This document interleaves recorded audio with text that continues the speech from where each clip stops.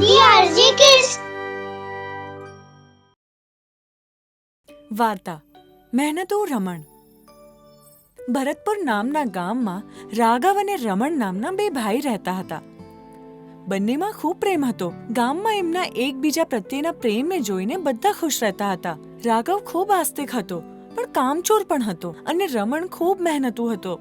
એ બંનેવે મળીને 2 વીઘા જમીન ખરીદી. રમણ, હવે જોજે, આમાં ખેતી કરીને આપણે બંને બહુ પૈસા કમાવીશું. હા ભાઈ, હવે આપણી પાસે આપણી જમીન છે. જેટલી મહેનત કરીશું એટલો નફો મળશે આપણને. જો ભગવાનની ઈચ્છા હશે તો આવું જ થશે. મને ભગવાન પર પૂરો વિશ્વાસ છે. આ રીતે બંનેવે પોતપોતાની વાત કીધી. રમણે બીજા દિવસેથી જ ખેતરમાં કામ કરવાનું શરૂ કરી દીધું. જમીનમાંથી ઘાસ સાફ કર્યું, માટીને ખોદી કાઢી, પછી બીજ રોપ્યા. પણ રાઘવ ફક્ત મંદિરમાં ભગવાનની સામે આશીર્વાદ માંગતો રહેતો હતો.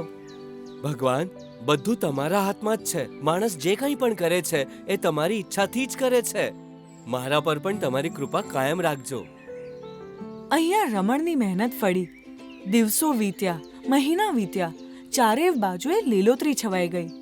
જોયું ભાઈ, કેટલો સરસ પાક થયો છે આપણા ખેતરમાં. બધી ભગવાનની કૃપા છે. મેં દરરોજ ભગવાન પાસે આશીર્વાદ માંગ્યો છે, એટલે જ આ શક્ય થયું છે. રમણે આ સાંભળીને કંઈ નહીં કહ્યું. એ બસ મન લગાવીને પોતાના ખેતરમાં કામ કરતો રહ્યો. અને રાઘવ એ ભગવાન પાસે જઈને પ્રાર્થના કરતો અને દિવસભર બીજાના કામમાં જઈને ડોક્યા કરતો. અરે ઓ હરી કાકા, શું કરી રહ્યા છો? જોઈ રહ્યો છે ને બેટા, ખેતરમાં કામ કરી રહ્યો છું. અરે, તમારી ઉંમર ખેતરમાં કામ કરવાની નહીં, ઘરે આરામ કરવાની છે. જો હું આરામ કરીશ તો મારું કામ કોણ કરશે?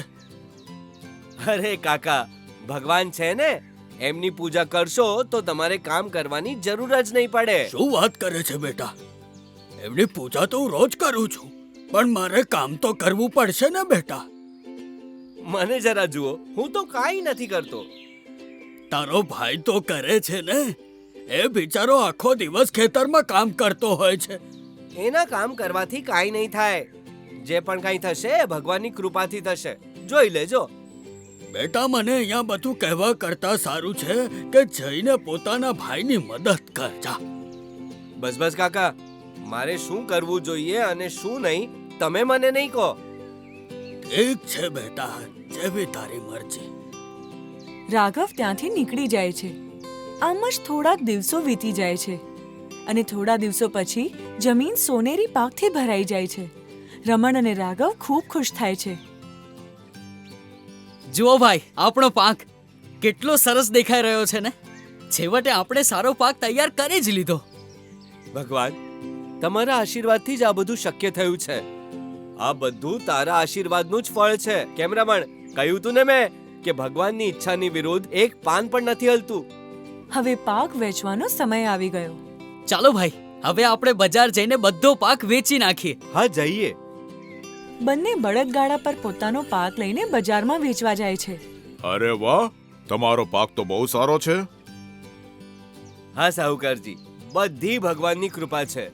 ભગવાનની કૃપાથી વધારે રમણની મહેનતનું પરિણામ છે. બહુ મહેનત કરી છે રમણે ઉનાળામાં. અરે નાના સાહુકારજી, ભગવાનની મરજી વગર આ બધું ના થાત. રમણને રાઘવની વાતનું ખોટું લાગે છે, પણ એ ચૂપ રહે છે. પાક વેચીને એમને સારો નફો થાય છે. અરે વાહ, કેટલો નફો થયો છે આપણને. જો આમ જ ચાલતું રહ્યું તો થોડાક મહિનામાં આપણી પાસે હજુ ઘણા વીઘા ખેતર આવી જશે. હા ભાઈ, આવવાવાળા સમયમાં આપણે હજુ વધારે જમીન ખરીદીશું. હા હા, કેમ નહીં. બંને ભાઈઓ પૈસા લઈને ઘરે આવે છે. પૈસાના હિસ્સાને લઈને વાત શરૂ થાય છે. ચાલ હવે પૈસાના ભાગ પાડી લઈએ. હા ભાઈ, પણ આમાં ચિંતાનું કોઈ જ કારણ નથી. જે પણ નફો થાય છે એમાં અડધો અડધો વેચી લઈશું. જો રમણ, ભગવાનના આશીર્વાદથી જ આટલો નફો થયો છે આપણને, અને એમને દરરોજ મેં જ યાદ કર્યા છે, તો મને વધારે પૈસા મળવા જોઈએ. જુઓ ભાઈ, આ જમીન પર બીજ વાવવાથી લઈને પાક કાપવા સુધીનું બધું જ કામ મેં કર્યું છે. બહુ મહેનત કરી છે મેં, અને મહેનતની પણ તો કઈ કિંમત હોય છે ને. તો ફાયદાનો વધારે ભાગ તો મને જ મળવો યોગ્ય છે. હા, શું મેં જે ભગવાન પાસે આશીર્વાદ માંગ્યો તો એના વગર શું આ પાક ઉગત? બોલ. એટલે વધારે તો મને જ મળવા જોઈએ, સમજો તું? એ બંનેમાં ધીરે ધીરે ઝઘડો થવા લાગ્યો. પાકની વાતને લઈને બંનેમાં ઝઘડો અને કંકાસ શરૂ થાય છે. બંને ગામના મુખિયાની પાસે ગયા. મુખિયાજીએ આખી વાત સાંભળ્યા પછી કીધું, હું તમારી બંનેની વાત સમજી ગયો છું. હું આ સમસ્યાનો સમાધાન ચોક્કસ કાઢીશ. જી મુખિયાજી, હવે તમે જ કઈ રસ્તો કાઢો. હું તમને બંનેને એક કામ આપીશ. તમારા બંનેમાંથી જે આ અઘરા કામને કરી લેશે એને જ ફાયદાનો વધારે ભાગ મળશે. બોલો, શું તમને બંનેને મારી આ વાત કબૂલ છે? હા મુખિયાજી, હું તૈયાર છું. હા મુખિયાજી, હું પણ તૈયાર છું. પછી મુખિયાજીએ એ બંનેને 2 કોથળા આપીને કહ્યું, આ કોથળાઓમાં કાંકરા ભરેલા ઘઉં છે. કાલ સવાર સુધી ઘઉં જુદા અને કાંકરા જુદા કરીને લાવવાના છે. હું તમારા બંનેનું કામ જોઈને વિચાર કરીશ. ઠીક છે? ઠીક છે મુખિયાજી. જી મુખિયાજી. રાઘવ અને રમણ બંને કોથળા ઉપાડીને લઈ જાય છે.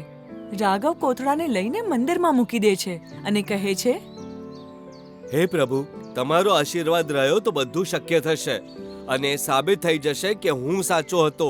બસ હવે તમારો આશીર્વાદ મારા પર બનાવી રાખજો.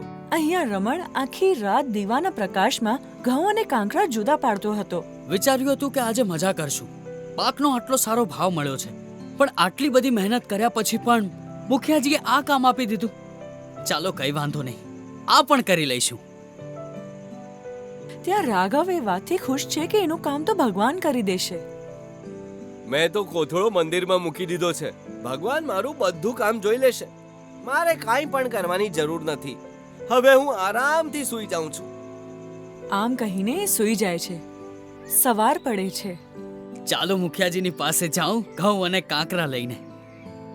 એ મુખિયાજીની પાસે જાય છે.